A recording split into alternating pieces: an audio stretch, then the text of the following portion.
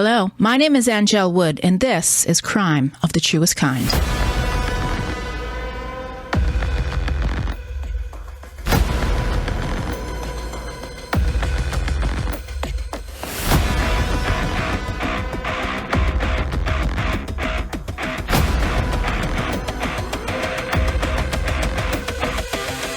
I have very exciting news to share with you at the beginning of today's episode.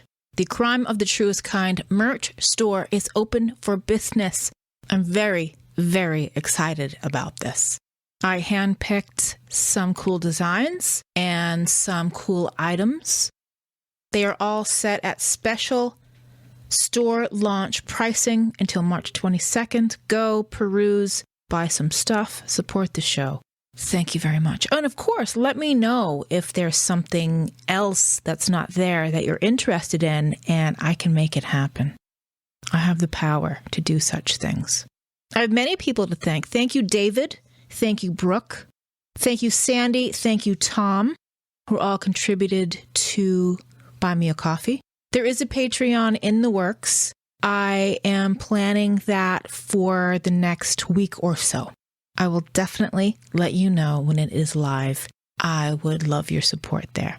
Another thank you to Pat from New Hampshire, who left an amazing review, 5-star review on Apple Podcasts. Please, more of that. Thank you, Pat.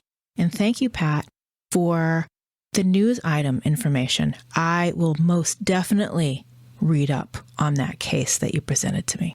All right, I ask you for all of those wonderful things. Listen to the show, subscribe, rate, and review. That's very helpful. And follow the show online. crimeofthetruestkind.com, where you can find the brand new merch store.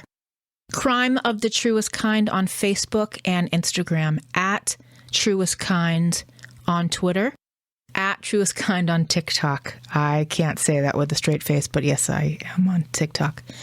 And I do post videos there from time to time.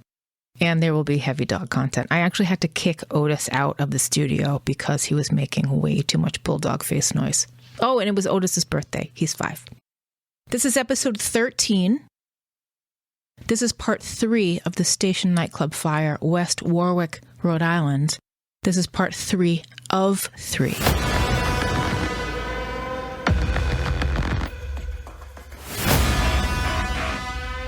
The station fire was 18 years ago. We marked the 20th anniversary of September 11th this year.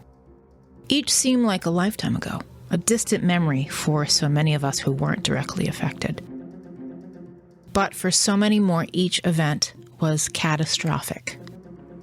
When I think back on February 20th, 2003, the same kinds of feelings come to me that I felt on September 11th, 2001.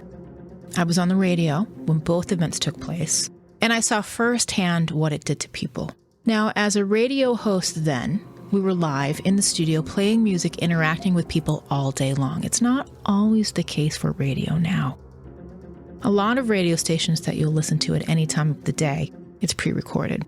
So if a catastrophic event happens, somebody has to rattle into the studio and sort of undo the programming that they had been doing.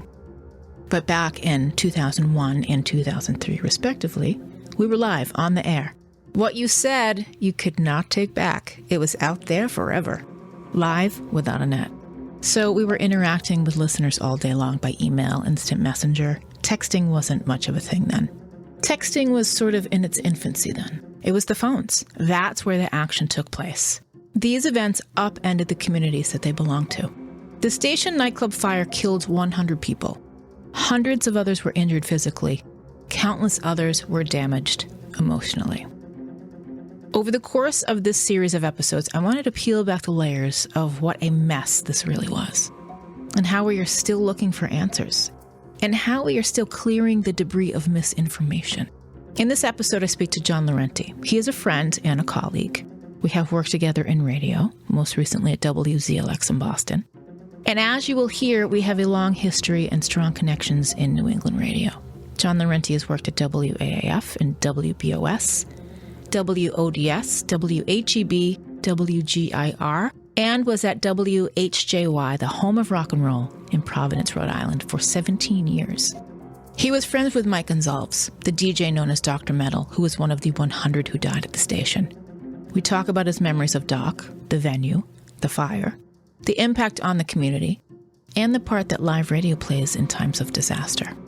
We go over some evolution of rock and roll, and we name check about 20 radio people throughout. We spoke on the weekend of the 18th anniversary. This is our conversation, our long conversation. And trust me, it was even longer.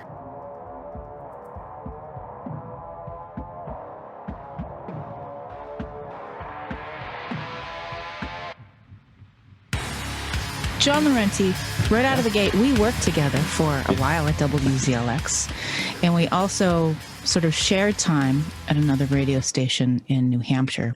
Yeah. Shelby replaced me. You did Shelby stuff. That's right. That's right. And none of us are there anymore. No. So thank you for talking to me, John. We've been friends for a long time, so let's clear that right out of the gate. Radio people tends to happen to radio people. We tend to, like each other. Yeah. Most people, most of the time. There are D-bags, no doubt about it. No doubt about it. And we can name a list, but we're not going to. Let me ask you this first. You worked at WHJY in Providence for quite a while. So you were part of the Providence music community. Yeah. Tell me a little bit about how you're a Bostonian, grew up in Dorchester. Tell me a little bit about how you started radio in Providence. And then I want to talk a little bit about your experiences after that. I graduated from Northeast Broadcasting in May of '86.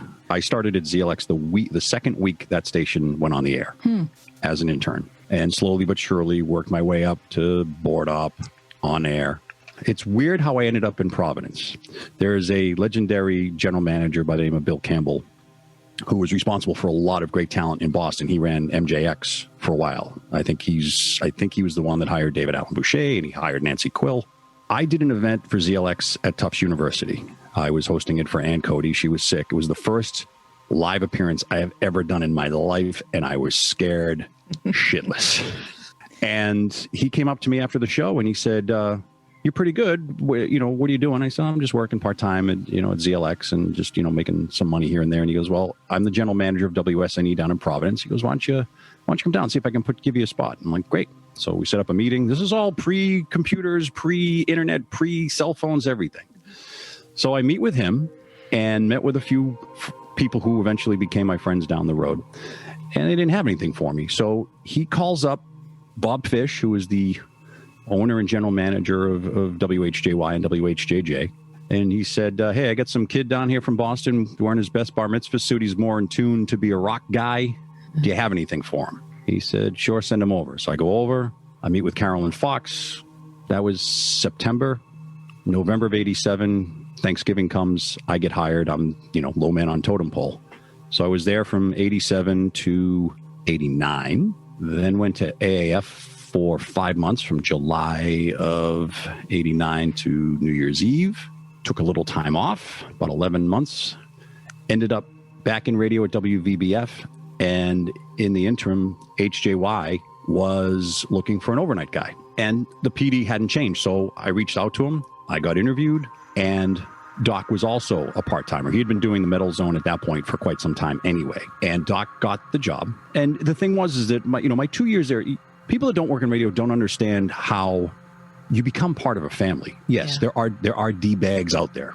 There are people I bet you haven't seen in 20 years. You could pick up a conversation just like that. We're a unique community. We're a misfit bunch. We are the island of misfit toys, yes.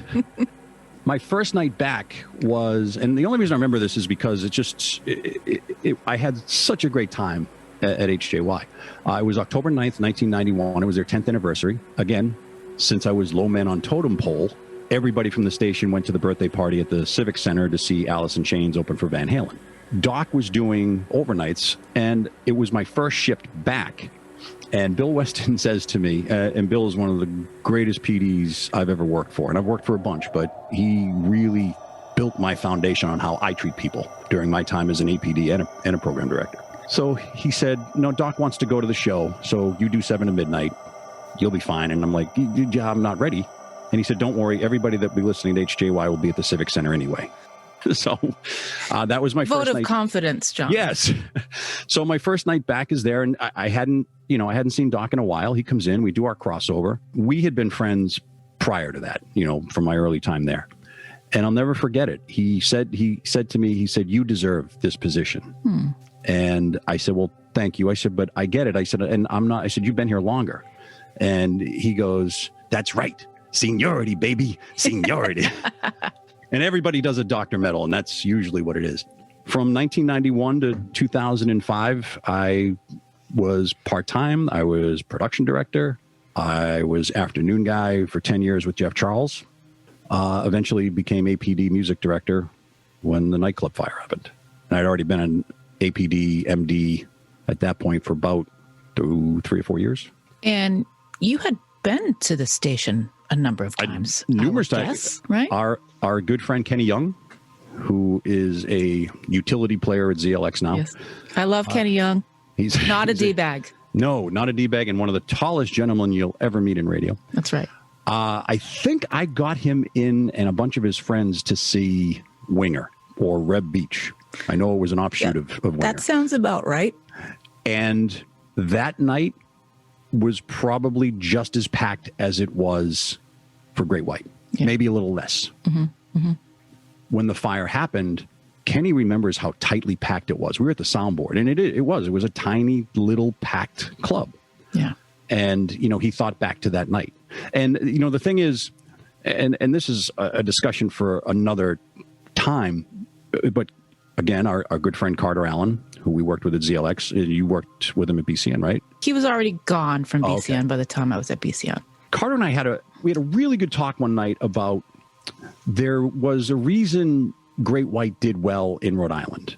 There is a reason that AAF was as big as it was in the western part of the state, because that was, black T-shirt crowd. BCN never played Great White or Winger or Poison or Motley Crue early on. So people were looking for this great music. And it's not a slam against BCN, because that gave, and I'm going to mention some colors that don't exist anymore, it gave, the CGYs of the world a chance to play those bands. It gave AAF, it gave HJY. So when bands would come through town, they would play Providence, but there was nowhere for them to really play Boston, because Boston never embraced those bands. Right. Sure, the suburbs did, the kids from the suburbs did, but the city proper, no. So that's part of the reason, that the station nightclub was so packed that night, because Great White was one of those bands that we just, embraced. And plus, working in radio when hair bands were, still big and still in existence, then to just flip the switch and bang, grunge is here. You saw put a lot of bands out of business. A lot of bands that had been signed. Yeah. Lost everything. Yeah. And I forget what band it was. It was a hair band on Columbia that said their poster was on, behind the receptionist, and the next time they went for a meeting, it was Alice in Chains poster. So they knew that their time was over. But just to give you that dynamic, like I had seen Mick Taylor at the station nightclub. There were 20 people there. Wow. But he played Boston, packed. So that's the difference. It's the same with, so many other bands. And that's why, I always said BCN didn't, shun those bands. They just didn't play them, because that's not what Oedipus played. He, was more alternative, what we now just define as classic rock. I had been to the station a bunch of times. I had helped Jeff, they were new to the business. So he would ask, is this band right for us? Who was booking the station when the Dardarians took over? That's not clear to me. I don't know who physically was booking the bands, but Jeff would call me, because A, they were an advertiser, B, we were friends. And it was, I'm just going to throw a name out there. Hey, Dawkins coming to, what do you think, what do you think they're worth? And so I got to, I had to check with other clubs or people in the business to see what they were charging, just because you don't want to pay $40 to go see a band at a club. Yeah. Especially a club that tiny. I imagine deals were different back then, too. Oh, yeah. It's way different. Yeah. This fire has changed a lot of things as well. But, Jeff would call with questions. And Michael, from what I remember, ran the day-to-day stuff. He was the business guy. And because Jeff was the TV guy, he handled the marketing, the promotion. We'd have him on doing interviews on the, on HJY. You think clubs are struggling now. There is a time that, a lot of clubs weren't getting the right bands, or they thought they were getting the right bands, but they weren't getting the crowd. And so that's where you work in tandem. Again, it's different now, but the Strand in Providence or Lupo's, if they were having a little bit of a hard time selling tickets, 9 times out of 10, we'd have someone come in and do an interview just to sell tickets. And that was how it worked. I mean, even though I never worked at BCN is the reason I do radio. It was nice to say that I worked at the BCN of Rhode Island. And that's not... And, HJY is still going very strong in Providence. Yes, and my former intern is now their dear leader, Doug Palmieri. So the thing about Rhode Islanders, radio fans in general, I just shouldn't say Rhode Island. They're passionate about the radio station. At one point, we were their friends. And we were there. Carter said it best when he wrote his book about BCN. Radio was the original Facebook. Absolutely. You came to us to get information. That's came right. To, you could call us up and it would be like, hey, what time is such and such going to start or whatever. And that's what you did. I'll get to it, after we talk about the fire, because that was something that came back. Yeah. It was something that you forgot about because the world was 24/7. Just for your listeners, my first shift at HJY, I was doing 2 a.m. to 6 a.m. That's when you had 6 jocks doing 4-hour shifts. So you'd have someone on from 6 to 10 at night, 10 p.m. to 2 a.m. And then the new guy gets to do the overnight, 2 a.m. to 6 a.m. So and I would do Friday, Saturdays. And party times. Yeah. 4 o'clock on a Saturday morning, the phones were still going. Yep. Not all 4 lines, but you'd get 2-3 lines every once in a while if you said something, or if it's like, hey, if you're up, let me know you're out there type thing. And, so that happened, for a long time. And then we all got older. We got married. We are not staying up till 4 o'clock in the morning anymore, partying. You still can. And so time went on, but like I said, once we get over the whole thing of the fire, I can get into all that aspect of how the community related to us, which was nice. I want to talk about that. The night of February 20th, 2003 changed everything for the state of Rhode Island. Really. Oh, yeah. Generations were affected by this fire. There were parents of young kids who passed. One thing that's never come up, though, Angel, are the people that left and went to other hospitals, smoke inhalation. We had, for workers, we had 6 people go to the nightclub, 5 came back.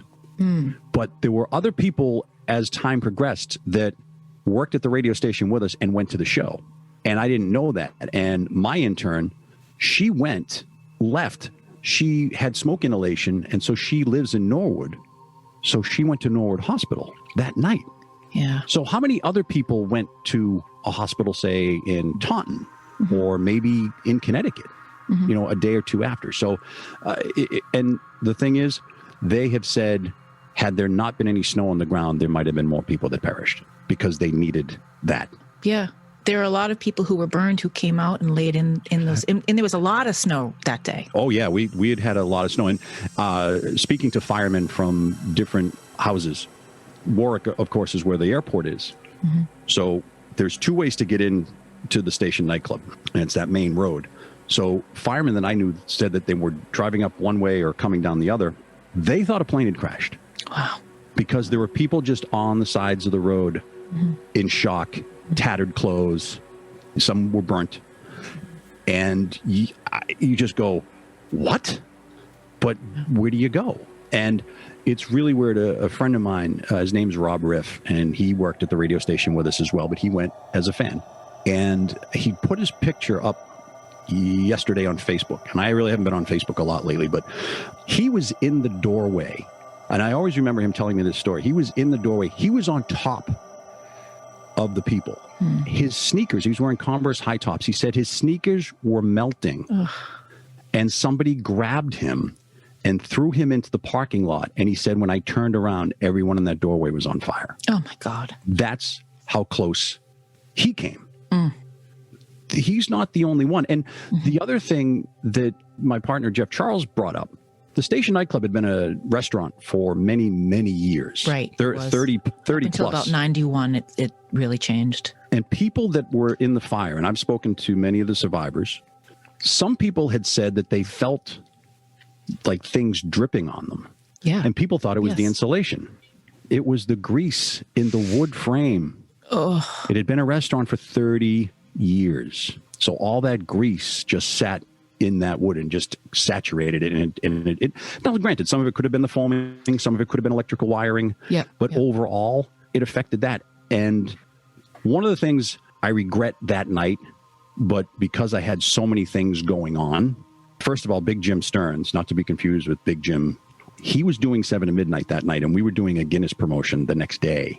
And so the guys from Guinness were in the radio station, and Jim, since I was there, could I help him do the interview? Doc had come in, and just to break down the fourth wall, Doc recorded his overnight show. I mean, I'll never forget this night. This is how it went down. It was about 9-ish, and the Guinness guys had brought pizza, and so Doc was handing out pizza to people that were in the station. It's like, help yourself, and it was fine. In the radio station. Mm-hmm. So he recorded his show, and then we were in the midst of the interview, and the door was open, and he caught my eye. I waved to him. He knew both Jim and I were going to go to the show as soon as he wrapped up. I was working on the music logs for the upcoming week to move into the house we're in now. So that's why I was there that late. So I said, once you're wrapped up, let's go and we'll get on there. The thing that sucks is I never got to say goodbye. Yeah. I waved to him. Yeah. Just around a little bit after 11, I'm about to wrap things up. And he says there was a fire at the station. Now, we had just moved to the new building off of 95 where HJY is now. Been on 95 South. It's the building right after the Big Blue Bug.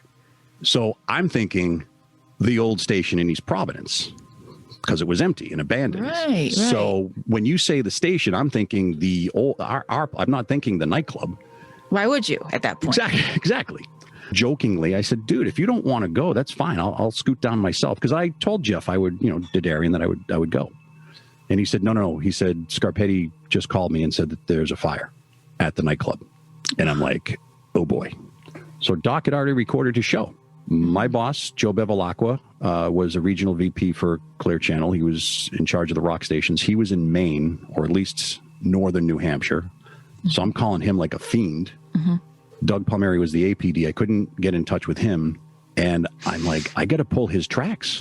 I can't All I'm thinking right now is that his voice, the doctor's voice is going to be on, and Lord knows what happened. Exactly. So, and I didn't, how, we've done things even before voice tracking. If you went to a show and left early, you'd be like, hey, what a great time we had tonight at the Garden or the Civic Center or whatever. Yes. And I'm like, I don't need him to say that.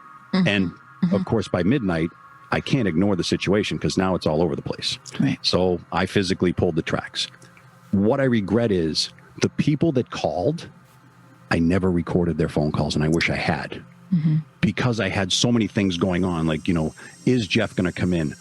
How can I get in touch with Joe Bevilacqua? I'm still trying to do that and do a radio show while there's a major catastrophe happening in our backyard.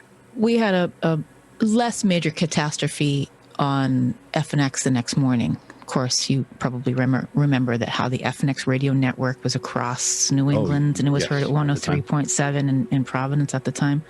Well, we had no idea because of the way the computer systems would overlap. We'd have one set of commercials playing in Providence, another set of commercials playing in the Boston area, another one playing in Maine and New Hampshire. And we didn't hear what was going on in Providence in the Massachusetts studio. Well, evidently, we were still playing the commercial for the Great White Show at the station in the morning. I cannot apologize enough to anybody. I'm so sorry that we didn't have the foresight to take that off the air. People were calling us, begging us to stop, and we're like, "Oh my God!" We were dumbfounded. It happens, I mean, you can't. That's part of the downside of computers, if you will. I finally got in touch with Joe a little bit after midnight. I was on by myself from midnight till 1. But like I said, the reason I regret not taping the phone calls is there's a photo of a bouncer on the side of the stage. Now there's, I don't want to call it an atrium, but there was some glass, like a sunroom kind of thing, right? Yeah, that's like, because it was a restaurant, you'd put seats there. Well, that's where that's where the pool tables were. Right. So for the show, they moved the pool tables. And I'll never forget the sight lines. You could be on the side of the stage, but you would be behind the lines, so to speak. you'd be looking where the band is standing. You're not in front of the stage. Mm-hmm.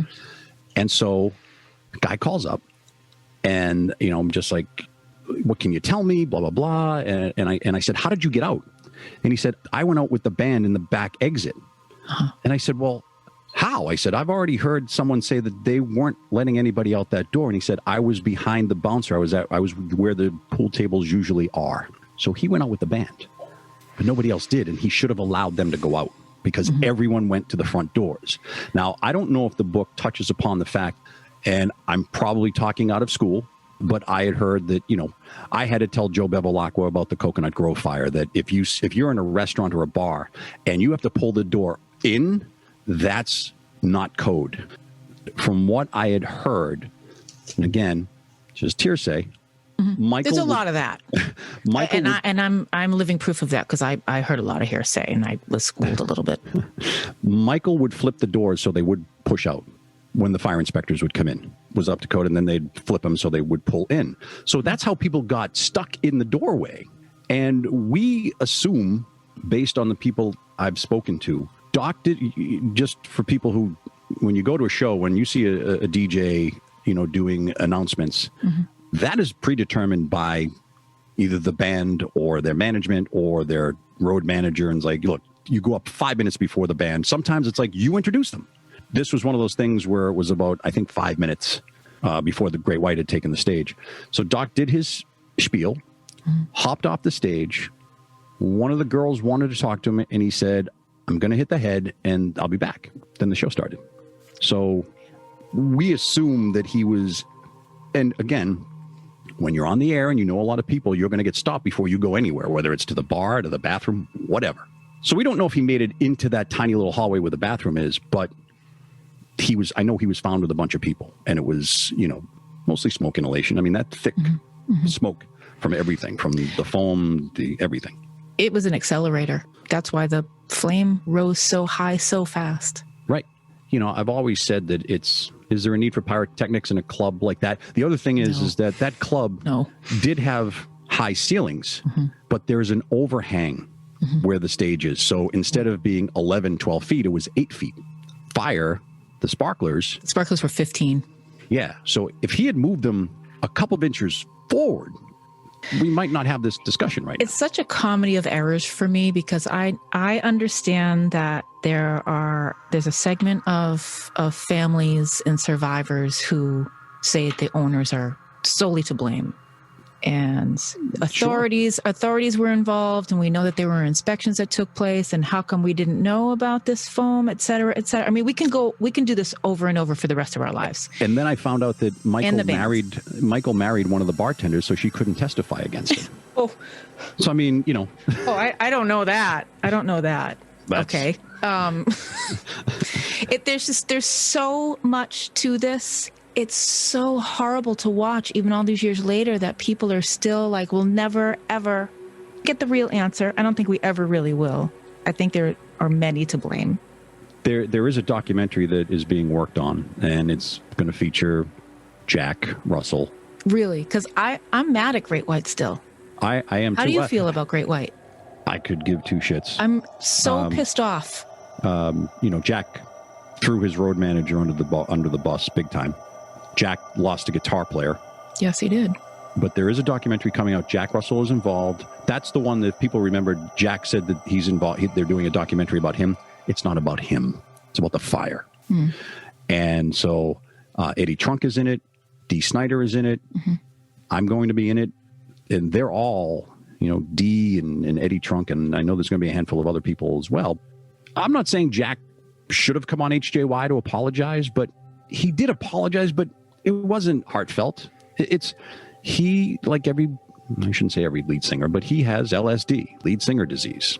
You know, those flames were there for his ego for the show. They were for him to feel relevant, and this is what I said. They were for him to feel relevant and make them feel like they were playing arenas when they were playing state fairs and dive bars. Their star had fallen. Well, yeah. I mean, there for the grace of God go I, because I said, and I didn't mean this mean or anything, but all I kept thinking was, let's just say Aerosmith didn't get their second resurgence. That could have been Steven Tyler playing the station. It's a comparison. That's all it is. Mm-hmm. Jack ran right out. The fact that the bouncer was like, that's the band's exit. There's a fire, dude. Get out of my way. That's what Gina Russo said. Yeah. Gina Russo's the one who I saw her say that. The book doesn't say that exactly. I mean, I'm still reading the book Trial by Fire. I don't know that is the same story that the book gives us, but I could be wrong. I know Gina Russo said we tried to leave that door and we were told we couldn't leave. Yeah, as a result, she got very, very hurt. Gina was the one that told me that she spoke to Doc before he went to the bathroom. Because Gina is down in front, and she got lucky. She only got second-degree burns from what I remember, I think, on her arms. And maybe, she lost an ear. Yeah. She had a very large burn on the side of her head. She has burns on her arms. She was not supposed to live. It was very, very bad. It was very, very bad. They couldn't identify her at first. She kept telling them, I have my ID in my pocket so you can identify me. Tell me what the feelings were in the days and weeks after the fire in Providence and in the community. Jeff Charles, my partner, came in at 1. We were on the air until 5. And then Paul and Al came in a half hour early. I mean, because that's Joe Bevilacqua. I give him all the credit in the world because at that point, I mean, Paul and Al in the morning show, so they were probably asleep. You know, got awoken by their program director saying, can you get in? John and Jeff are on now. And of course, they got filled in with everything. So Jeff and I left at 5. I came home, and it got to the point where we were interviewed by Channel 5. Jeff and I were interviewed by Channel 5, just audio. And my brother-in-law had been up early and walked into my older sister and said, you know, there was a fire in Providence. They said a DJ died. Oh. John's fine. Thinking you? Oh. Oh, yeah. Oh, yeah. Yeah. I just know I slept till about maybe 10:30, but all morning long, it got to the point that my wife, Sandra, was just like, he's home. Yeah. That's all she had to say. So that was, you know, family, friends, everybody. So I go back to work, and of course we had to have a big staff meeting, and, you know, how do we handle this? And that's, again, I think Monday was the day I was told that I did every Budweiser night except for that one. It sounds a lot like what happened post 9/11 with radio stations. We were inundated with phone calls from people trying to get advice and give advice and etc. The thing was, not so much Friday because there was so much going on and we had to be careful how to say it. We had to look and see. I think we had 8 pairs of tickets and only 2 pair were picked up. As much as people don't like iHeart, I do feel that, you know, they shouldn't have been sued for $22 million because they had nothing to do with it. They were just the big pony in the room that had the money. It's incredible to me. The lawsuits are incredible to me. And the fact that, you know, Jack Russell paid what, $1 million? That's as much as their insurance. It was capped off at $1 million. The Didarians, granted, did jail time, but only paid $800,000. Anheuser-Busch got sued. The local distributor of Anheuser-Busch, yes, I think they settled for $16 million. Steve Scarpetti, who's doing afternoons now, was our van driver, along with Jeremy Gately, and they came back, I'll say around 3:00 in the morning, and they were covered in soot, smelled the smoke. Thankfully, because Guinness was there, they left a cooler of beer, and that was the first thing they both asked for. I need a beer. And I said, coming right up. Just happened to be that way. So we didn't bring them. We just said that they were there and that everybody that was there for us is safe. We just can't find Doc. And this is before they really knew the actual, the real carnage. Yes. They didn't really know for a while. We had a gentleman that was an AM producer. His name was Mark Goddett, but we called him Mountain Man. Heart of gold, would scare the crap out of you. Did 2 tours of duty in Nam. And he pulled me out of the room during a break and said, keep an eye on those 2. And I'm like, why? And he goes, trauma. He goes, two tours of duty in Nam. He said, they saw some shit tonight that they're never going to forget. And I've seen those looks before. Thankfully, they're both flourishing young men, or they're older now, but they try to get together. I don't know if they got together this year, but they try to get together with the other people that survived. Just that little unique circle from the HJY people. Not everyone knew Mike, Dr. Metal's name. His real name is Mike Gonsalves.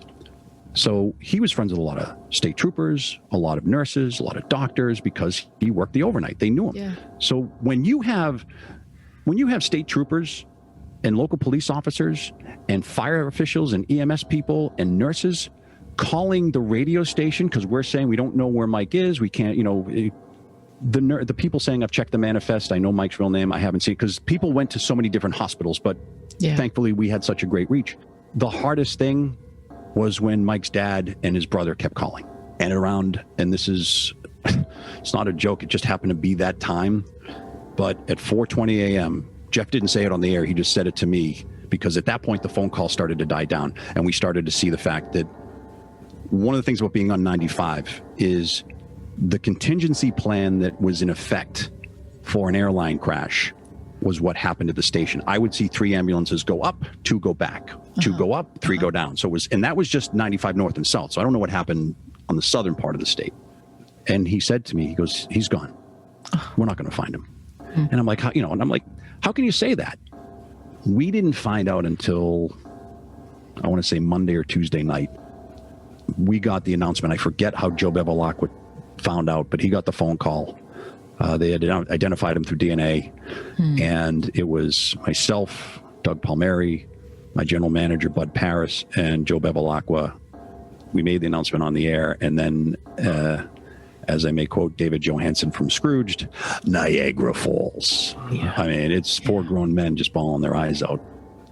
Dealing with that, again, this is someone that we had so much fun times together. And in the concept of any place you work, it doesn't matter if you do radio or if you work at a car dealership or retail, we spent our formative years together, all of us. We were all single at one point. We all got married. Some of us got divorced. Some of us did leave, and some came back. Yeah. We had kids, and unfortunately, we had death. Yeah. We went the whole gamut of life. And so that whole week was nice to say that the community came back to us. The phones were not stopping. What was the community response like? Are you guys okay? Yeah. Because we're there for them, but it was nice to get that. It reminded me why I got into radio. It reminded me that, whatever any consultant tells you, okay, their lives are busy, but they took time to call and say, we still listen. We just don't call you enough, but are you okay? How are you holding up? And they'd tell us funny stories about Doc. They'd tell us things he would say, or if they knew people, and then we ended up having, we had Gina in quite a bit. We had a wonderful guy by the name of, his first name is Donovan. I want to say Donovan Williams. He was going through a divorce, Donovan was, and was painting his apartment. And I said, are you a Great White fan? He goes, no. He goes, I just wanted to have a beer. And he goes, I did order a beer, and I never got to finish it. Oh. And he suffered massive burns. He was in a coma in Boston. He was one of the last 3 people that were in Boston. He's partially blind. I mean, there are some people that got burnt that still support Great White. And if that's what you do, so they look at it as an accident. Yeah, in a way. But when the lead singer doesn't, I don't want to say he doesn't feel any remorse. I'm sure he has to live with it. But like I said, use the platform for HJY and come and apologize and make it worth, our while. So we're getting phone calls from the listeners. But you're right. We ended up getting phone calls from a lot of radio stations around the country. Like, look, were there jokes made? Yeah. There were horrible jokes made. I remember a familiar New Hampshire radio station was telling really inappropriate jokes about the station nightclub fire. Yeah.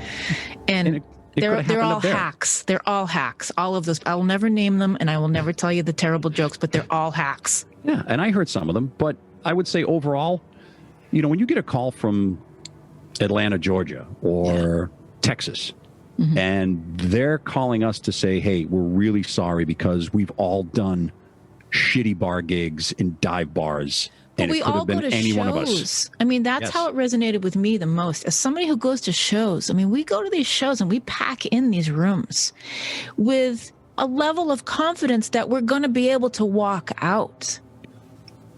there's tons of stories. There's a story that I heard, from a very reliable source, a very good friend of mine who worked at the radio station.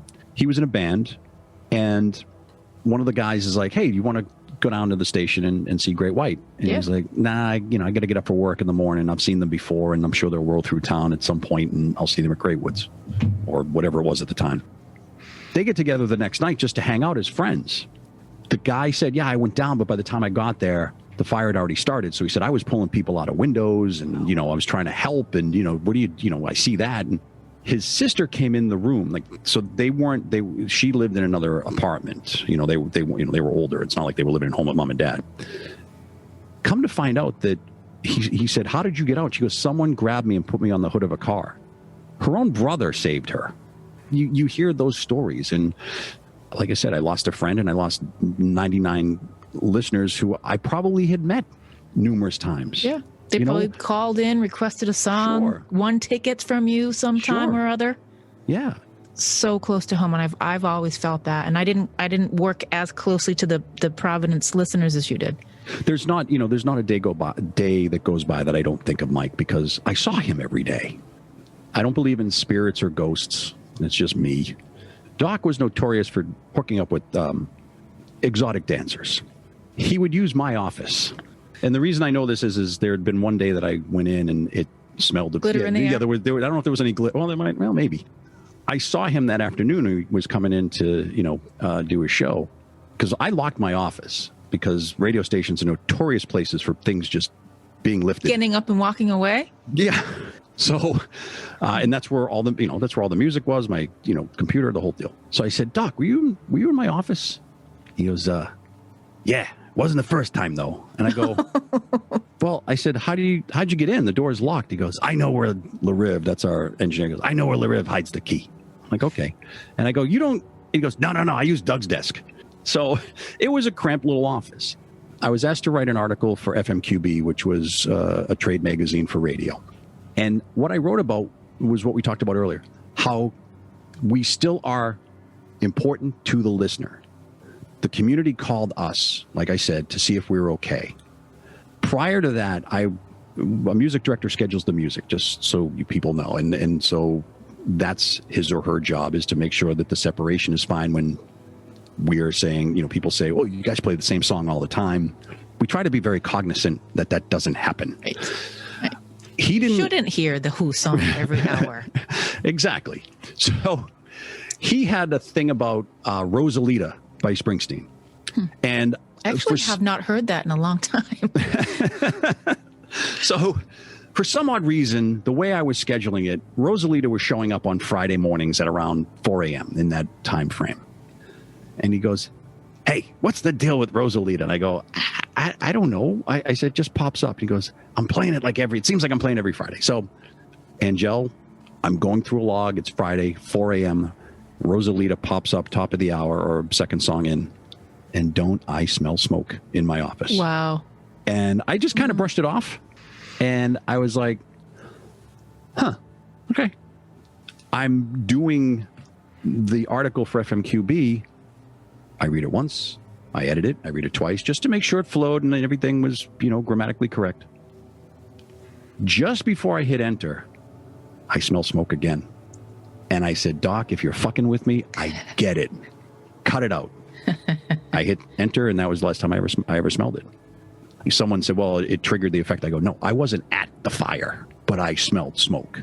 Mm-hmm. Like there was a fire. Like I had to get up when that Rosalita thing. When I got up and just checked to see that there was nothing happening, and it was just one of those things, So it just, and again, he was a funny guy. And then when we did the tribute to him the Saturday after the nightclub fire, and by this point, I was exhausted because I had spoken to news outlets in different parts of the country. Mm-hmm. I had done interviews in newspapers, trade magazines.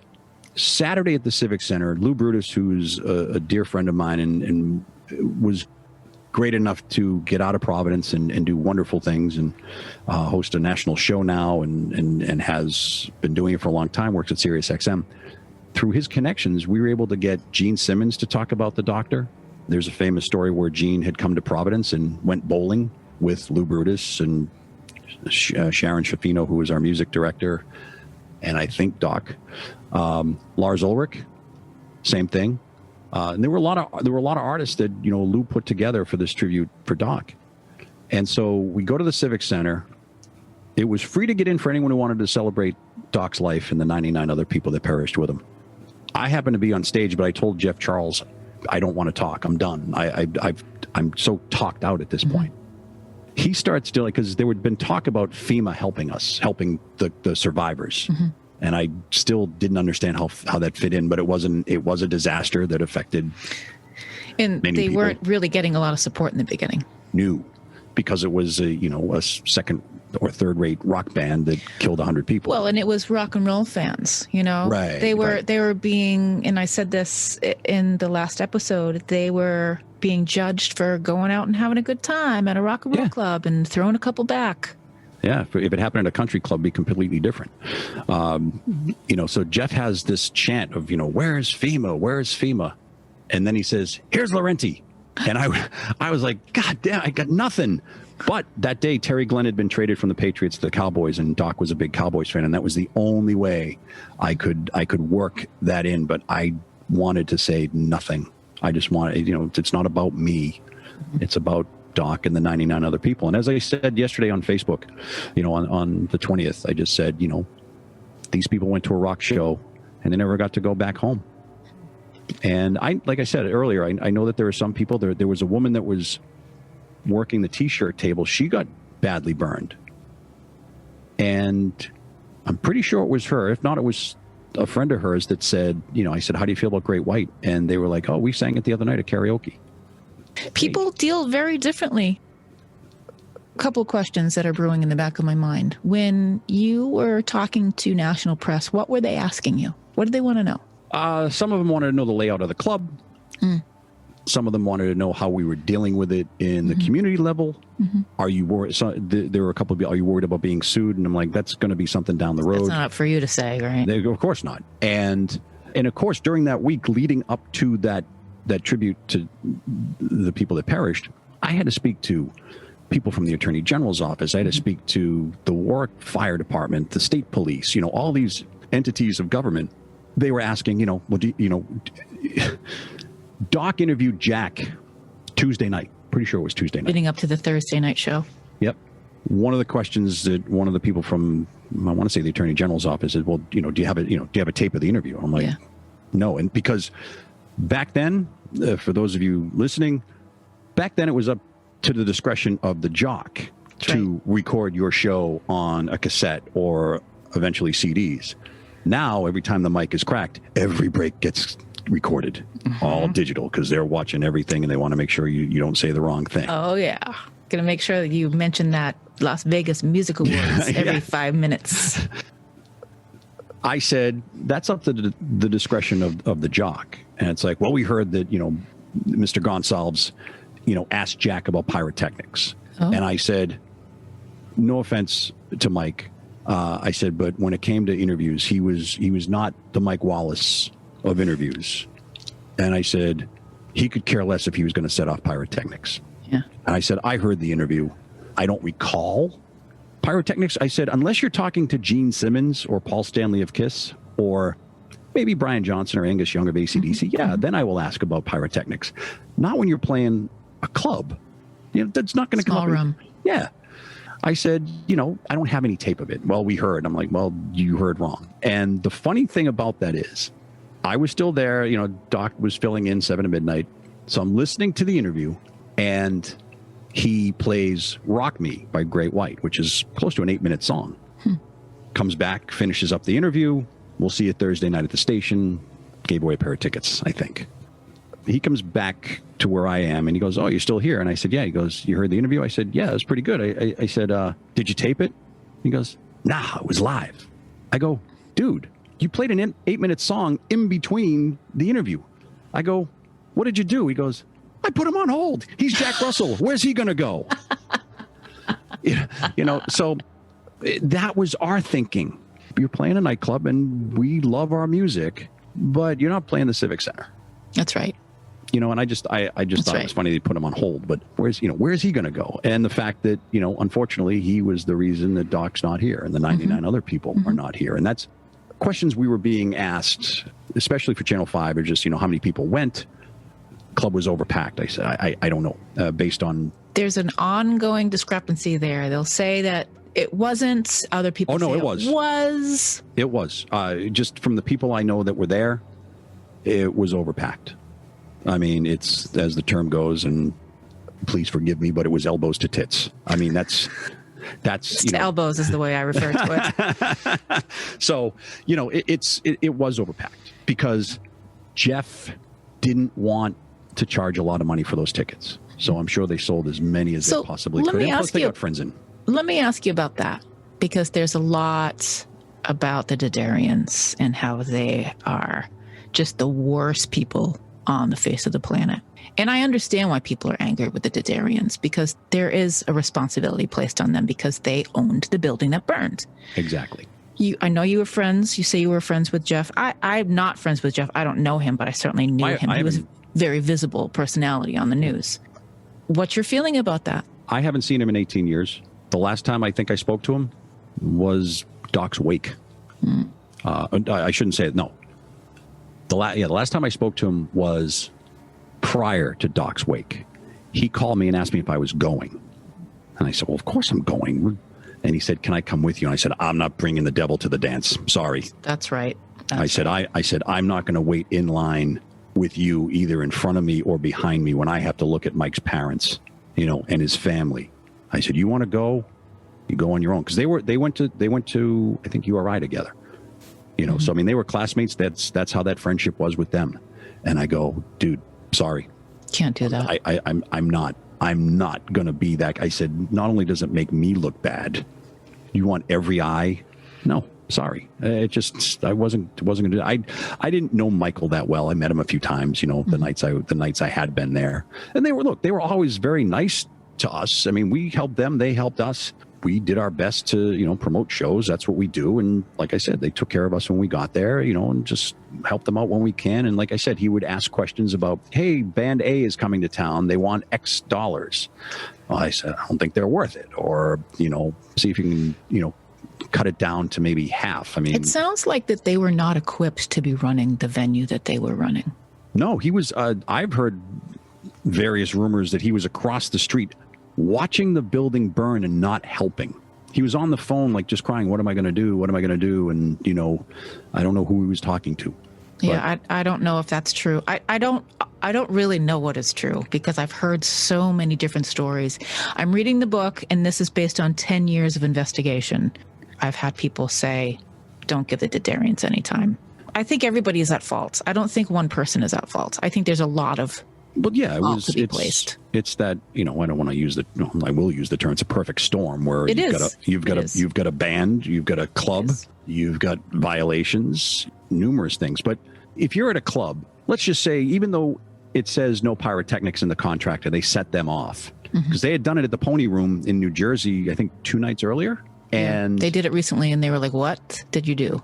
Yeah. And so look, if you're a club owner, you walk up to the road manager going, hey, the contract said, I just feel bad for Dan Beakley because he was the guy that set it up, but he didn't know the room, and he should have known the room. I don't appreciate the fact that he did jail time because the ego of the lead singer demanded pyrotechnics, and Jack needed to pay for that. And the band manager also encouraged Dan Beakley to buy those. Like, we want to shake it up. We want to shake up the performance. Okay. Dee Snider hosted, I don't know if he still hosts the show, it's called House of Hair. So I would always make sure, I would check and see what songs would mirror our playlist. And sure as shit, that Saturday night, Rock Me was on the playlist. And I get an email from the producer of House of Hair saying, hey, we just noticed that Great White's Rock Me is on the show this week.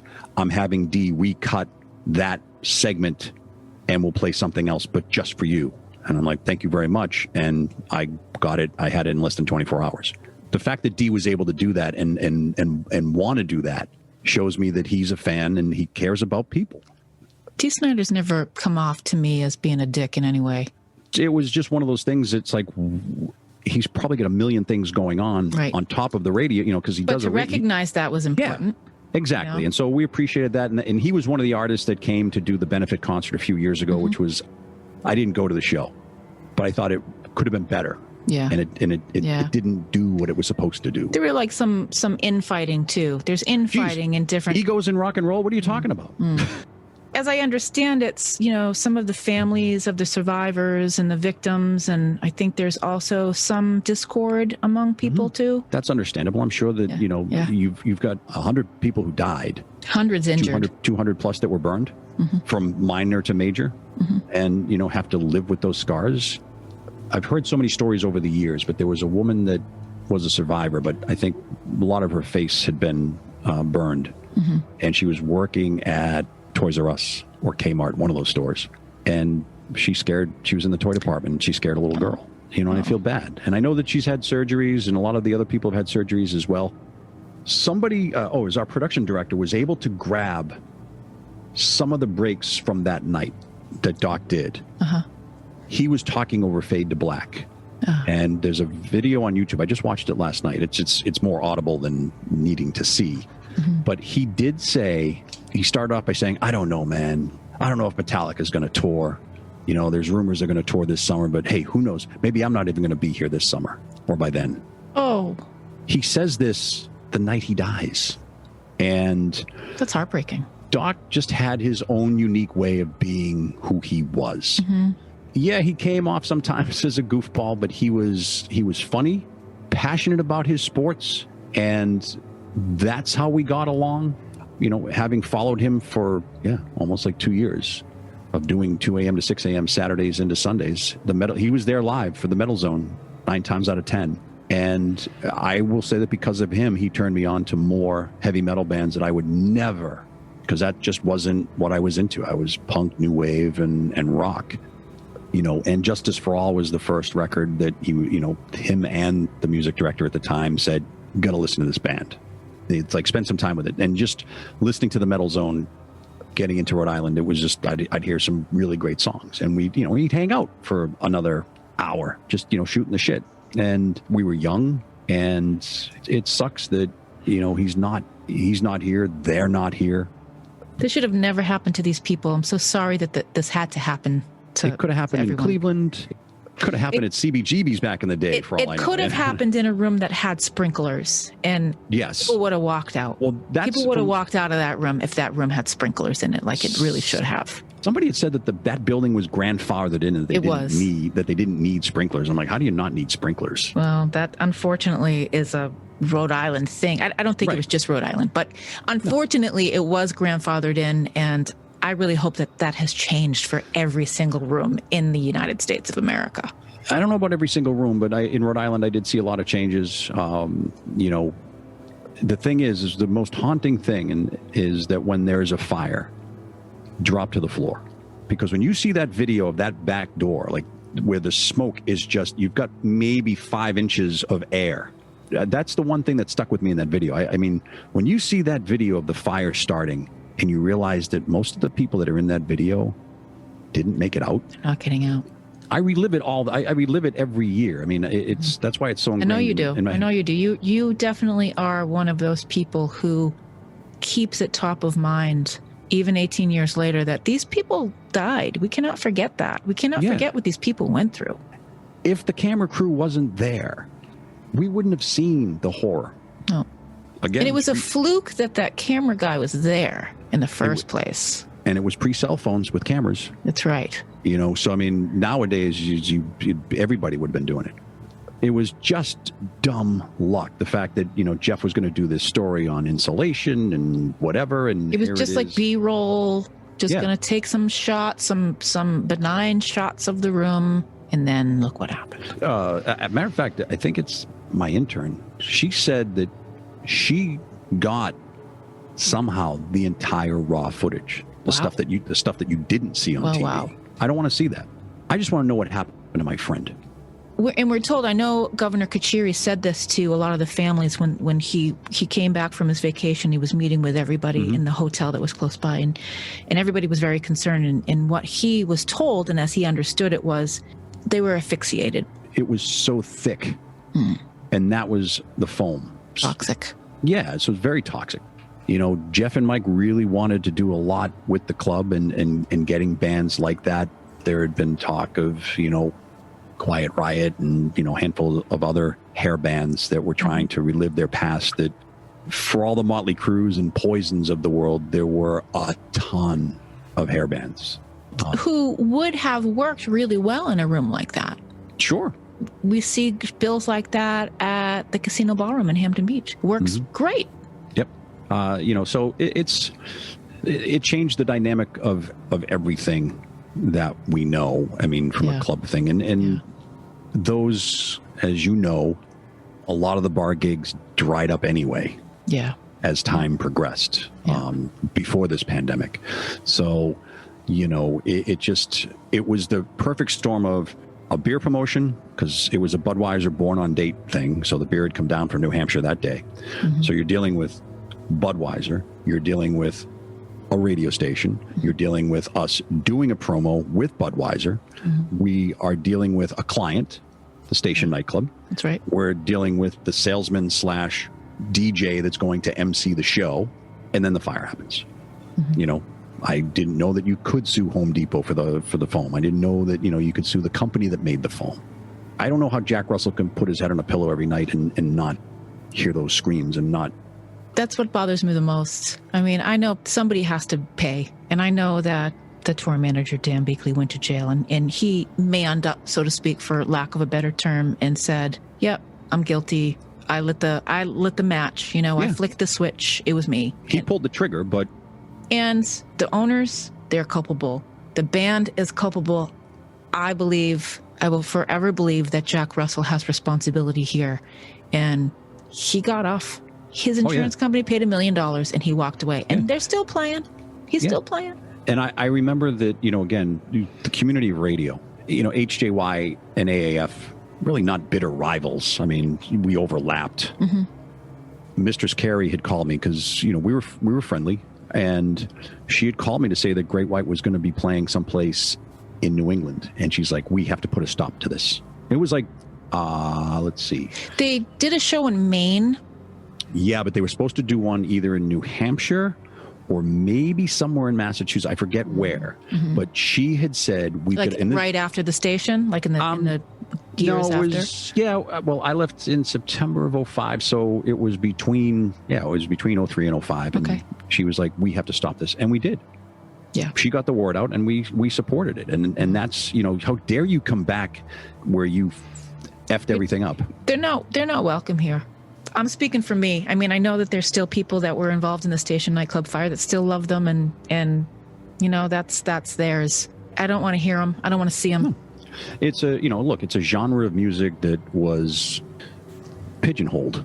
If it wasn't for MTV, a lot of those bands probably wouldn't have had the success that they did. In a way that I look at, the way I was treated, not treated in high school, but I wasn't listening to Rush and Ozzy. I was listening to Devo and the Cars and the Police, whereas New Wave and punk was looked upon the same way as hair bands were, but hair bands were the black T-shirt crowd. It could have been any one of the, that's the irony. It could have been any one of them, never mind us. The fact that pyro, this fire changed a lot of ways that things are done in clubs. Are they still going to get packed in? Sure. Are people going to pull fire alarms? Sure. I just remember that we, one of the nights at the Rumble, at once, the fire alarm went off. That's right. And the first thing I did was, I'm trying to smell smoke. Everyone luckily went out and didn't freak out, but, it made me think. Again, it just, any room that's been redone or reconfigured to be a club, like in the station's situation where it was a restaurant. Do you think about the wood being saturated with grease and oil over 30 years? No. There's a lot of things that, should be done. I know that when a new club is built, I forget the name of the club, but there was a new club that had opened in Providence about a year after the nightclub fire, and they had exit signs on the floor. Well, and that's a really great point. I actually spoke to someone who got out, Tom Stewart, and he said one of the things that I suggested when anybody asked me what could have helped, exit signs on the bottom. Yeah, because just above the baseboard. When up here is filled with black smoke, you cannot see an exit sign up here. Yes. So I got a tour of the club before it opened. I was doing an event there, and they had spent so much money, but it was I think it was the first new club in Providence that had to be reconfigured. And he said, we spent so much money, but I was like, wow, exit signs on the floor, like just enough that if you got on your belly, you'd be able to see it. So it was like right above, right around near the outlets around that area. And sprinkler systems, sure. Yeah. Fire extinguishers, sure. Staff that is trained to help people exit, be able to corral people out the ways they need to go. I don't know if that happened at the station. Do you? Do you know if there was any security there? They help corral people outdoors? I don't know. Security that help people? No, not that I know of. And like I said, that bouncer on the side of the stage is just, I don't know how I don't even know if he survived or not. There was reportedly a West Warwick police officer on detail that night at the station. I believe that because of, it was the Winger show, I think, that I went to with Kenny Young.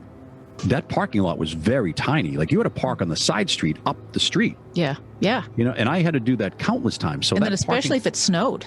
Oh, yeah. And a lot of the reason the foam is the insulation was there is because neighbors were complaining about the noise. That's right. It's in a residential neighborhood. And strangely, the person who sold the Didarians the foam that they bought lived in the neighborhood. Yeah. Was one of the people who would complain about the noise. Talk about a mind fuck, John, right? He probably liked the club. He probably enjoyed the bands that played there, but he probably had kids and made noise. And you're dealing with people in parking lots, you know, smoking cigarettes, smoking joints, hanging out drinking beers in the middle of the night. We've all done it. We've all been there. You and me have done it. Yes. So, I get it. Like, I wouldn't want a club in my backyard. I get it, because it was a family restaurant. No one wants to live near it. No. And it's like your local pizza place became a nightclub type thing. I'm filling in now. I work for Cumulus and Westwood One. They're the same company. And I do part-time work for Light 105. And I was filling in on the morning show.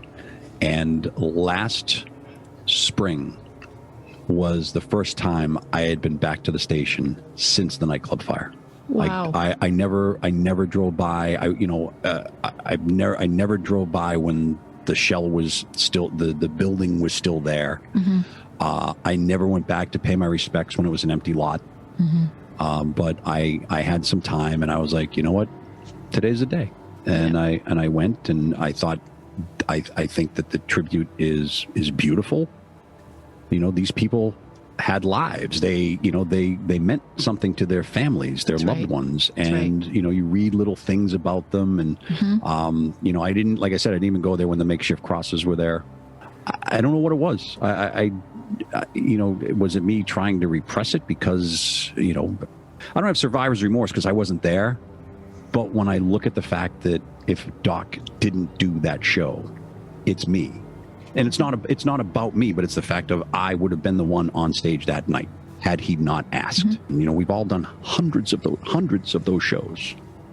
I've been in a lot of those where you're throwing T-shirts off the stage, and you can't really, if it's crowded, you can't really get to the back of the room very quickly. No, you can't. And especially, if you're walking right off the stage and you're in the club, people want to know. That was one of the things that I appreciated about working in Rhode Island and living in Massachusetts. I love what I do. I love music. I love being able to do this with people like you and just talk. But I'm not about, hey, look at me, I'm on the radio. I do a job. It's like, do you treat a mechanic the same way because he can fix a car, but I can't? Doctors should be held in that regard. You save lives. I just give you a T-shirt. We have a cool job. We get to, meet people. We get to, you go through the people you've met in your life, and you go, wow, I had some of those guys and women hanging on my wall, and I got to drink with them. Amazing opportunities that we have had.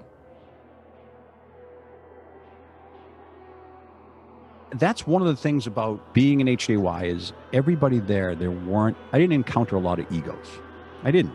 We were a family. Sure, we weren't in a huge market, but when I think back to when I was there, and just to show you how the business itself has changed, when I started in 1987 at HJY, we were market 24. As of right now, I think they're bubbling between 45 and 50. That just shows you the rest of the country has grown. There are other markets that were way lower that are now in the top 10 that weren't even there 20 years ago. You know, it depends where the people are going. So it was, you know, like I said, it was great to be able to work there and then come home because I didn't have to be on, you know, but, you know, I always try to talk to the listeners, you know, because like I said, they at the time they looked at us, I hate to say celebrity, but I mean, that's. No, I understand what you're saying. And I definitely have always felt that being on the radio, you know, when you're live on the radio, it's its own kind of performance. Sure. You know, and that's one of the things. It was like Marty Farrell, who was our promotions assistant at one point, or promotions director, no, promotions assistant. We all love Doc and his style. He had a unique style. Marty said we were having lunch and we were just talking about Doc, and he goes, I just think that, you know, Doc has words swirling around his head and he just grabs what comes at him. and you know, when you do what we do, it changes every day. That's what one of the things I like about radio. Every day is different. You know, you're not sitting at the same, you know, you're not sitting at the same desk going over the same report every day. Yeah. And we're all unique in our own little styles and ways. Like there are things that I do that I don't realize I do until I hear it on tape or whatever. But, you know, it was weird. And there are still people I talk to that, you know, and I have no problem talking about the nightclub fire. I don't, because you're right. I don't want those 100 people to be forgotten. I just think what happens is it just becomes sort of like this folklore thing about, oh, like once upon a time these people existed. No. These people had real lives and they had children and they had aspirations. You know, that's the stuff that bumps me out. Yeah, and the jokes that people made about that, I'll never forgive those people for that. But you're always going to have that. Of course. Know? And it's, I mean, it's worse now because of social media. I mean, I hate to, you know, I'm all about technology and I'm all about moving forward, but it's easier to say something on Facebook than you would to the face of somebody. Oh, for sure. And, you know, radio is the only business. I always use this joke when I first started. You're always going to get this phone call, you know, especially when you're doing 2 a.m. to 6 a.m. or 10 p.m. to 2 a.m. Hi, HJY, you suck, and hang up. I'm like, do you call Domino's and say you suck? I mean, that's, you know, it's the only business where that happens. You want to make people happy. If you call in and you want to hear a song and we can play it for you. Yeah. I love that. We're your hero. You know, you put a smile on there. My job, you know, the way I look at it is inform, entertain, and if I'm lucky, you learn something too. There's a lot that goes into every show that anyone does, whether you're doing mornings, middays. It's different now. Way different. It's way different. It's way different. You know, and that's one of the things of, you know, with Doc being recorded, you know, it's like, what would have happened had he been there and we, you know, I still had to pretend like we were live, but I was on the air live. But it's, you know, again, what if I had gone home, Angel? What if I wasn't there? What if Jim Stearns had shut down the station at 10:30 or 11 o'clock, the radio station, you know, and let the voice tracks go? Yeah, that would have been horrendous. You know, so it's like, you know, was there a reason that he and I were still there? Maybe. It's just dumb luck in that regard. That was one of the things that Joe Bevilacqua and I talked about. It was just he and I. He had taken me out for a drink probably a week after everything had kind of died down. And he just wanted to thank me for, you know, doing what I did and, you know, thanking me for being there. And that's where that whole conversation, I said, what if I wasn't there, Joe? It's like you jumped into crisis mode. It's a lot like similar to what we did on 9/11. Yeah, pretty much, you know, similar. And it felt similar. It was 9/11 was the first time that, you know, any time like that, like, even though we're not in the news business, not that I wanted anything catastrophic to happen like that while I'm on the air, but when I was in radio school, we had a radio station at Northeast Broadcasting that just was in the building. Yeah. And I was on the air because you had to do a shift. It was like an hour. And I was at school the day the Challenger blew up. And our teacher taught us right then and there crisis mode. Mm-hmm. We had AP, we had to get AP, we had to report the news. We did have a television, you know, it wasn't a great television, but it was there and we're trying, and it was to report it. So yeah, when 9/11 happened, I had never been more prepared in my life. One of the girls I worked with at HJY, she was a promotions assistant. Her husband had just started flying for American Airlines out of Boston. Ooh. And I did what people did when people called my house and Sandra was like, he's home. He answered the phone. And I was like, thank God. He goes, all right. He goes, you're like the 18th person that's called. I said, dude. But he gave me every rundown of what happens in that situation when there are people in the cockpit. And the American Airlines wouldn't let him come on the air with us, but he gave me everything off the record. But I had the complete rundown of what a pilot is trained to do in that situation. And what are they trained to do? There's a certain, they call it a yoke, and there was a button that has to be pushed. And he heard that the button had never been pushed and that the pilots were dead before that plane hit the building. Wow. Yeah. So everyone in the cockpit was gone. For sure. So, so that's one of those, that was one of those things. And, I'm chomping at the bit and we just kept running the same crap over and over. At that point, by the time I'm on the air at 3:00 in the afternoon, everything had been rehashed. Mm-hmm. But, we took phone calls. We wanted, my partner, Jeff Charles, was former military. He had no filter and just let it go. And, did we make friends? Yeah. Did we make enemies? Sure. Mm-hmm.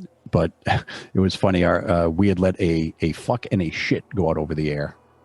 And my program, Joe Bevilacqua, came in and, he's like, you can't let that. This was all pre-delay. Like, we weren't taping phone calls. We were just going live on the air with them. Like we were a talk show. Wow. And all Jeff said was, 2 buildings came down today due to a terrorist attack. Do you think the FCC gives a good goddamn about whether we let 2 bad words out over the air on today? Like they're going to be paying attention. Not a chance. And I think the statute of limitations is over on that. But, that was when TVs entered the studio. That's right. That's when you were able to, because they didn't want us to have TVs because you're not being paid to watch TV. At FNX, they brought in this little tiny black and white thing that we could barely see what was going on. I didn't see the images of 9/11 until that night. I really didn't see any images until that night, and I was devastated. Well, it was just so horrible and traumatic, and we didn't know what we were doing. We couldn't get anybody on the phone, and we're just talking. And just when I went on, I was doing middays. When I went on, I just played music. It was just making sure I wasn't, when the list of songs not to play went out. Remember that? I was being really careful not to. Well, yeah. Well, you worked for the company that put it out, right? Mm-hmm. We were just being really mindful about stuff. Read that on the air. Read the list of songs we couldn't play when we went to war. Mm-hmm. And read the list of songs we had to change after Nipplegate. So, but 9/11 was one of those things. And I just remember I was still able to, actually, 9/11 was the first day of my kids going to preschool. Wow. And I just remember the sky being beautiful, beautiful blue sky and everything else. But I was listening to Howard Stern. I woke up listening to Howard Stern. That's how I heard it. I was driving. All I heard was, oh my God, another plane's hit the building. I'm like, you can't say that. And then I turned on the Today Show, and by the time I got there, there was footage of the second plane hitting the building. And I was like, oh God, this is real. I told the story at, I did an event with a bunch of radio people. It was me, Billy Costa, Charles Laquadera, and Henry Santoro, and she worked at FNX with you, the photographer. Oh, Julie Kramer? Yes, thank you. Mm-hmm. I didn't know she worked at HJY. Oh, I didn't either. She had done a stint. I think it was before I got there. And I'm not talking out of school. I mean, I think people realize that Ryan Seacrest is not here in Boston, saying Kiss 108. Right. But I said when automation came in, HJY would be dark from 7 p.m. Friday night till 5:30 a.m. Monday morning, unless somebody went in to cut their show or whatever. But that it was running on automation, and that's how a lot of it's done now. But Doc hadn't been live at that point, maybe 2 or 3 years. That's incredible to me because it didn't hit my world of radio until iHeart took over in 2017. Yeah, well, ZLX was never unmanned. yeah, right. Well, it was part of it, from what I was told, was, see, there's a former boss of mine has done programming in New York, and he's in Philly now. He's working with Jackson, actually, Paul Jackson. Bill Weston. Bill Weston is his program. Yeah. Bill Weston's his program director.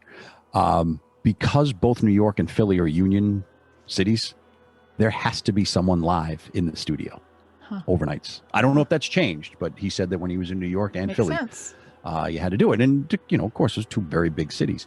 But again, the dynamic of the world has changed.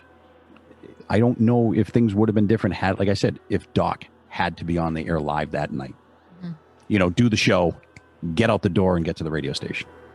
That's not what would have happened. And like I said, there's not a day that goes by that I don't think about him.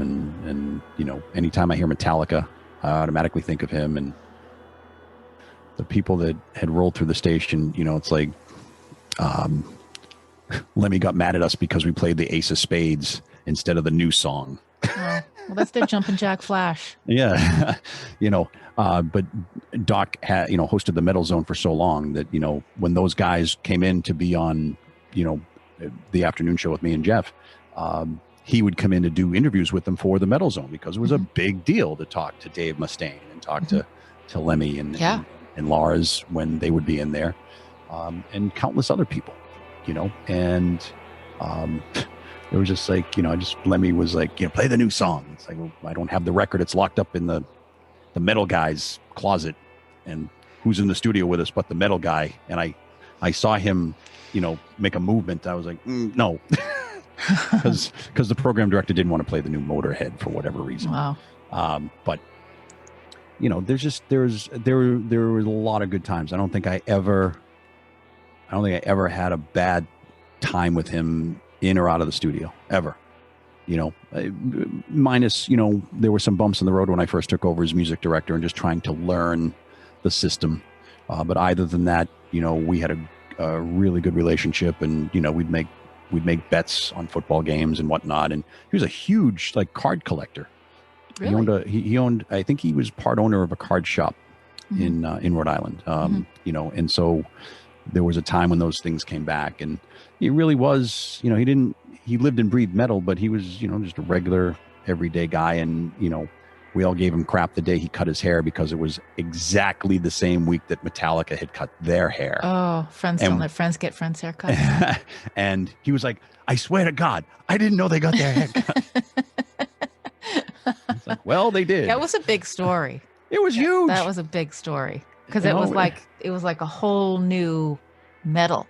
Right. And that's, again, that's the thing of any musician gets lucky. They work hard for it. We're getting ready for season 2 of a podcast called Boston Venue, the channel that I narrate. And I still have connections with people in Metallica's management. And it was just the wrong time to ask to get an interview with Lars. It was right after James went back in to rehab this past year. So they didn't want him, but they played the channel. The channel is one of those places that, yes, it was bigger. It held 1,200 people, but the channel stage was pretty much the same size as the one at the station, give or take, a few feet. I was at shows at the channel where, it was packed. How many times have you been at the Paradise? Tons. Yeah. You Tons. look at a club like that, does whoever owned, I don't know if Don Law owned it originally, but, would they allow pyro to go there? That's one of those things you think about. And like I said, that pyro is it's just for the opener. It's just for the opening song, and that's it. And we're done. We're not going to do any more. Though I believe that they didn't allow it. I believe that they were like, no, it wasn't. No, you can't do it. And they just did it anyway. It was vain. Yeah, it wasn't in the contract. Like I said, it happened in Jersey the night or 2 nights prior. And, I'm like I said, I'm just sure the bar manager, the owner of the club was like, hey, you said no. And just, yeah, you're right. But it was ego. That's what that is. That's what kills me, Angel. There's a story in the book about a guy who was just a fan who would go. They didn't schedule him. He wasn't a lighting guy, but he would come in and play with the lights at the station. Okay. And he testified during the grand jury trial that Beakley had said to him, hey, at the start, can you just put all the lights down? Because we got a thing. Yeah. We got a thing. Mm-hmm.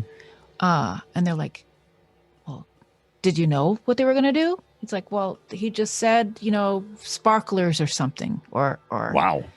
He said something. But this guy didn't work for the club. But the press made it out to be that the guy worked for the club, that he was the lighting director of the club, that he was aware of the fact. It's like, no, everything got totally twisted out of context. I want to say that the Darians were not making a boatload of money in that club. No, they had sold it.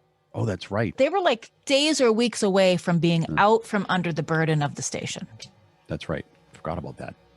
Yeah. If I owned I'm sure it's different now, but if I had a club and my friend wanted to work the lights, go ahead, Yeah, right. They were struggling. I do know. I mean, they weren't making money. The fact, like I said, I go see Mick Taylor and there's only 20 people there. I mean, he's devastated. I mean, to me, it's the Mick Taylor era of the Stones is my favorite era, and that's why I went. Yeah. I felt bad for him, but I got to talk to him after the show, type of thing, because there was nobody there. But it's got to be devastating for the artists like that. But again, there were there's a reason the House of Hair did well. There were a lot of bands HJY played, like I said earlier, that only AAF and CGY and HJY and maybe HEB or GIR in New Hampshire played. Yeah, because I remember. I mean, I grew up in Southern New Hampshire when I was in high school, and I remember it. That's how I heard all that stuff. That's how I heard Motley Crue and Poison and Skid Row and all that shit that I loved when I was a kid. Sure. And, I always remember the radio war between, WLYN, which eventually became FNX, between BCN and LYN. But I heard songs first on LYN before I heard them on BCN, because it was kind of like the testing ground. Once that band took off, the claws went in. It's like, they're ours now. That's right. And, that was kind of, HJY, and I'm not, tooting my horn or the station's horn, but when you added a record at HJY, because we were in a top 30 market, if you added a song, 9 times out of 10 markets 30 and below, you'd get 10 to 15 stations pick up a record. That's how influential they were. So it was a big deal. And we did get to talk to a lot of people. I mean, there are things I forget we talked about. Or a perfect example, David Lee Roth could have been the guy playing the station when he was doing his solo career. He played drums like that for a while. Yeah. So, and luckily he didn't use pyro, but I mean, it could have been anybody that we have looked up to. I'm not saying I look up to Jack Russell. I'm just using it as an example of it. Could have been someone we liked, John. Yeah, it could have been. I remember prior to the fire, Great White had done a show at the Tweeter Center, and opening for someone or their own? Opening for somebody. Oh no, they were opening for somebody. They never headline big venues like that. No, and I think it was Great White and Poison, because. Or it was Great White, Poison, and then another band. It was like a good hair band show. I saw Whitesnake and Great White at the Manchester. Remember when they had concerts on the river in Manchester, New Hampshire? Yep. Mm-hmm. Wow. And oddly enough, and I just remembered this, there was a crush of the audience, and I don't think it was for Great White. It was definitely for Whitesnake. But the audience all crushed forward, and I was in that. Oh, boy. And I got pulled out. I remember getting pulled out, and I was walking around backstage around to meet my friends. But that happened to be Great White on the bill, so they're kind of bad luck. Yeah, I forget. I just remember that it was after Great White had played. I don't know why they had just done an album of covers, and I forget if I was there with Doc or not. I just know that I was backstage and hanging out with Jack and CC DeVille. There's a pair. Oh yeah. And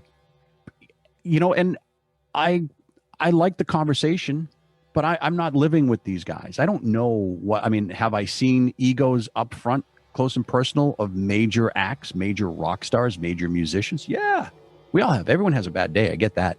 But when you see and hear certain things, and then you realize that, Great White never headlined a show. They were always the middler or the opener. You're playing, look, the station was a dive bar. Let's just, call it what it is. It was.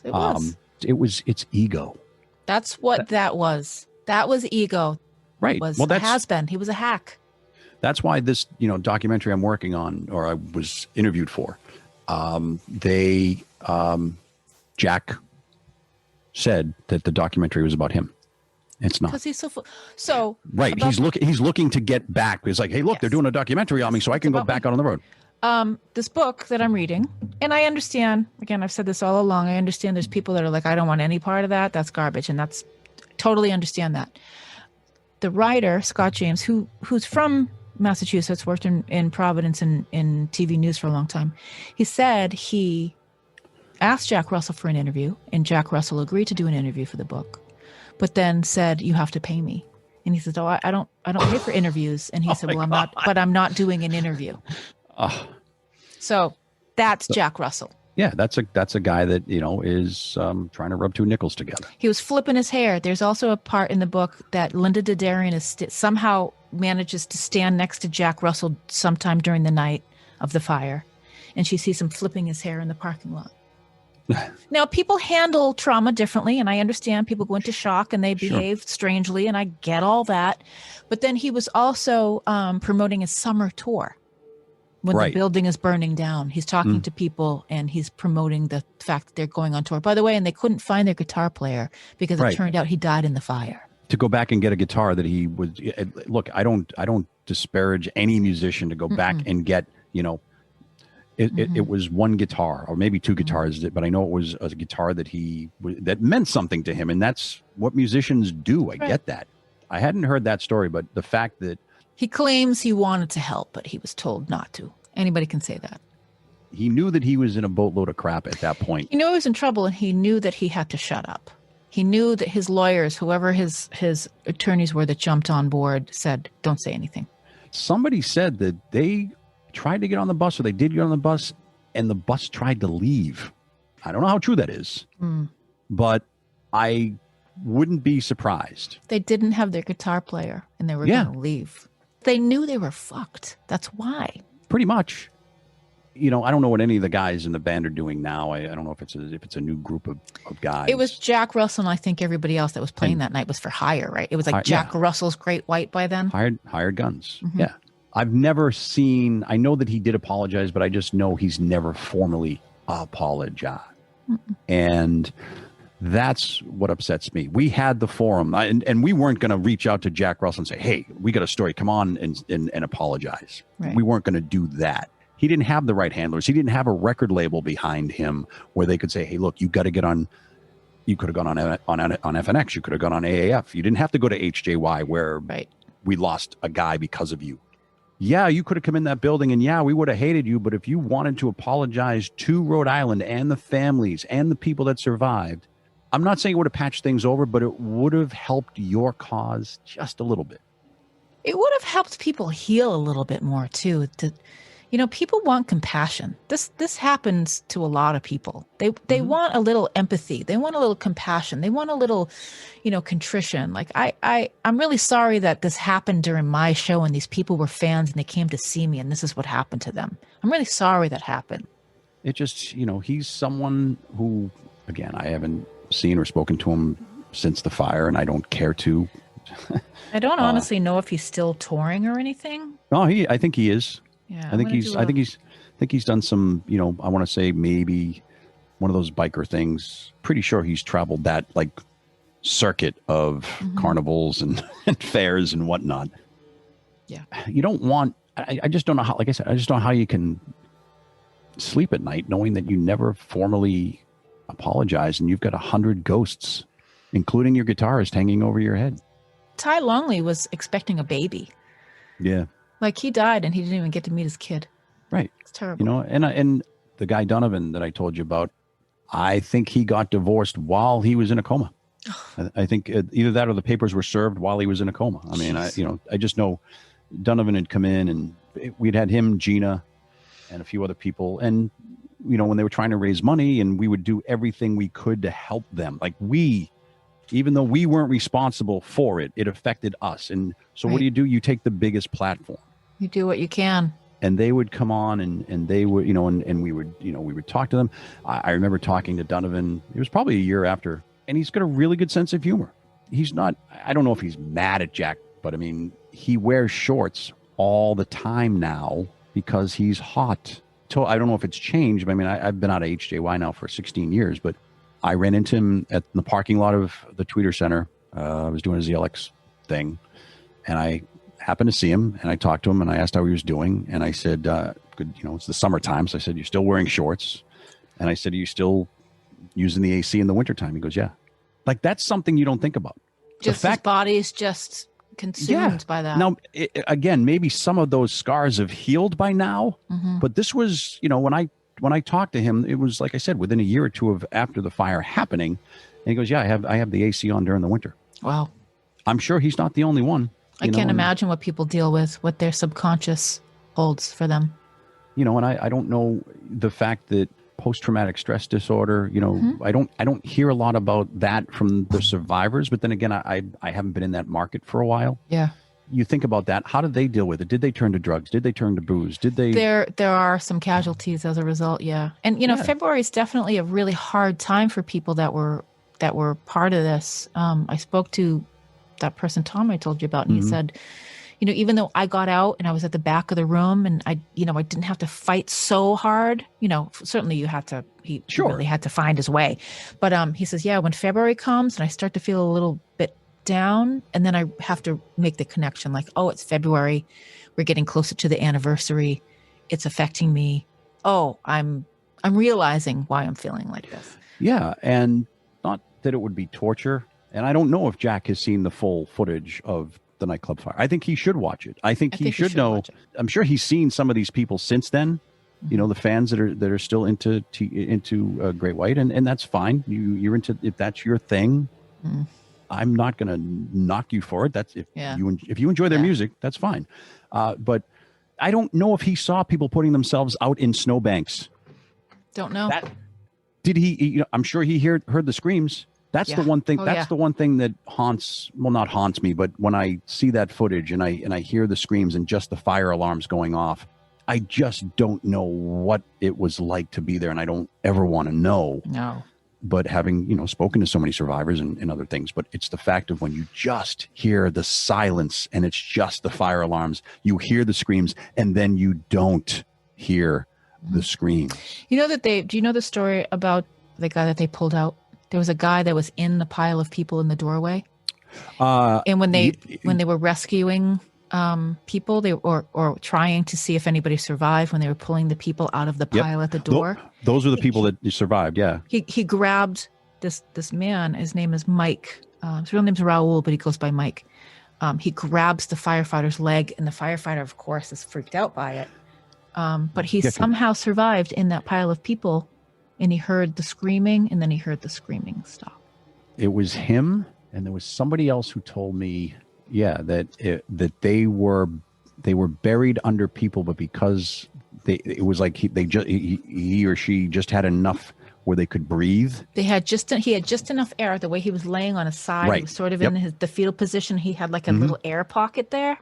You know, it just wasn't his time. Yeah. You think that, you know, I do believe in karma. Ironically enough, but my partner Jeff Charles always said, you know, if it's your time, it's your time. I go, yeah, but what if I'm on an airplane and the plane crashes and it's the guys next to me time? He goes, no, that whole plane, it was your time. And those are the conversations I had with him, both on and off the air. But I just was like, you know, Jeff, they just went to a show. Yeah, they were just hanging out. They were just having a good time, letting off some steam. You know, and Thursday night they got their paycheck. It was Friday Night Light, as he used to say. It was a big storm. People were housebound. Let's go out. Imagine, thankfully, everything's better now. But when this pandemic is over, you know, I don't think we'll ever have a packed. It'd be great to be back in a packed venue to see a show. I mean, this is the longest I've ever not been at a show. I mean, over a year. Yeah, it's been a year this month. Yeah. I think the last show I went to was like on the last day of February. Wow. And then I had a couple of events planned for March that I canceled. We can't get together. People do miss it, you know, and it's like this upcoming generation is not going to know what it's like to be in a packed club. And in some ways it's good, in some ways it's bad. You know, I just remembering the video, and I don't know if Jack was outside or if he was on his bus with his head under a pillow and not hearing anything. I mean, those are the sounds. Like, that's what I've been told. And I know that the book that you're reading is to be more definitive than the other books that have been written, because it was done by someone who reports the news. This is based on a lot of the grand jury testimony that was unsealed that nobody could get. And that's the other thing. I didn't realize this documentary that I forget the name of it, but it should be out in the next couple of years. They wanted Steve Scarpetti. That's how I got involved with it, because I don't work for HJY anymore. The company, even though he spoke to the grand jury and they will use some of his testimony, the company wouldn't let him be in the documentary. Is that right? Because he still works for the company. Exactly. Huh. I found out, I ran into my intern because she lives in the area and I see her every once in a while. She spoke at the grand jury and I didn't know that. And she said that she was on the stand just bawling her eyes out. And so I said, I'm going to reach out to the director and see if you can give an account, and she wasn't even working that night, but she was hanging out with, that's, like I said, that's what they did. It was it was it was the generation behind us that they were starting the nucleus of their friendships. And, that's what it comes down to. And I don't know. I know people get together. I know people probably visited the site yesterday or Saturday, to pay their respects. But, it's a day that, again, it's ingrained in my head until I'm no longer here, that, there were just ways and things that had to be handled, and how did we handle it? And, we had to take off. I had to remove every song that had fire in it. Yes. And obviously I vowed that I would never play Great White on my radio station again. I guess when I left, it had slipped on somehow, like on a specialty show or something. I wasn't involved when it happened, but so there was that. But we had shirts because we're a rock station. We were told to get rid of all the shirts that had flames on around the logo or on our sleeves or on our backs. I did throw them all away. I wish I had saved one. I mean, I have other T-shirts and swag from the station, but but it was just trying to deal with it. And I just remember that Sharon Shafino, who I replaced as music director, has a great voice, and I want to say she sang Amazing Grace at the Civic Center at that memorial service. And I was there at the bottom of the steps to get her. And that was like the first time, it was the second time I had just lost it, and, it still affects me every once in a while. I tear up, I think about, we won 6 Super Bowls. How would Doc have felt about that? Psyched. And that's the thing. It's like he had a great sense of humor, and I think he would have been 60 this year. Wow. Still looked like a kid. It was that good Portuguese blood. He was like the rest of us. He's just a passionate guy, funny guy. When it came to the radio station and mechanical stuff, he's not an engineer. Showed up, did his show, was a good soldier, and helped us whenever we needed it. I mean, he started as a sales guy, he ended as a sales guy. I just wonder how more so Jeff than Mike, because Jeff was friends with Doc and there was a relationship there. And John DePietro, who's mentioned in the book, went to school with Doc and Jeff. And I guess John had been asked something, and even though the relationship was friendly, he basically threw Jeff under the bus, I think, or was willing to talk nasty about him or talk negative about him. But he was a talk show host and he was looking for something to do. But there was was it Dave Kane? I think that was his name. Dave Kane's son was underage and died at the fire. Wow. Like I don't know if he had a fake ID. I don't know if that's touched upon in the book, but he was angry. And I understand why parents would be. Their loved ones weren't kept safe. Yeah. I mean, I totally get it. When you put the equation together, it just goes back to ego. Yeah, those people died, but I'll never see them again and I'll never be in Rhode Island again type of thing. I have a conscience. I would feel horrible if something like that happened. I mean, I know the Didarians were vilified. I know the night the building was still burning down. And I probably already said this during this conversation. The building was still burning, and Chief of Police of West Warwick said, oh, yeah, they're going to be criminally charged for this. How can you say that when you have no idea what's happening? We have no idea the death toll. I mean, and it started there, and it continued from that point on. So the Didarians, whether they were, wholesome, Boy Scouts or not, they were the villains from day one, no matter what. Yeah, they're the evil club owners that ruffled some feathers in the neighborhood. I'm sure the chief of police, they were evil. I got them now. Money grubbing, didn't give a shit about it. I mean, that's what people think of them. Yeah, but isn't that most club owners? That's what everybody thinks, And there are good ones. But these guys really didn't know what, No. To me, reading, they didn't know what they were doing.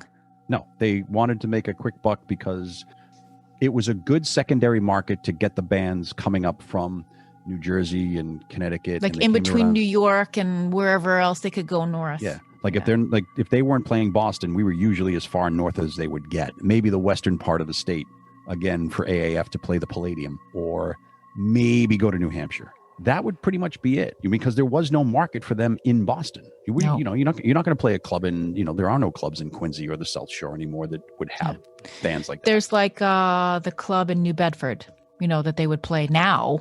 They're not going to be playing the Paradise or. No, because that, again, it comes down to Boston being a college town. Did people that went to BC and BU and all the other colleges around town in the 80s listen to hair bands? Yeah, I'm pretty sure they did. Yeah. Hair bands were, they were goofy. As much as I loved Twisted Sister, how do you take Dee Snider seriously when he's, in drag? Kiss was one thing. Kiss is not a hair band. They transitioned into a hair band. They came up in a different time. They were more glam, like the New York Dolls and that era. When you have the Warrants of the world and Poison and Tora Tora and, so many other bands. Like I sometimes will go through my CD collection that my wife wants me to get rid of, and I'll stumble across a record or CD that, was from the radio station or whatever, and it's a hair band. And I'm like, oh yeah, we played one song off of this record. Bang Tango. Yeah. Oh yeah. Or Badlands, I mean. Oh, come on, Jakey Lee, stop.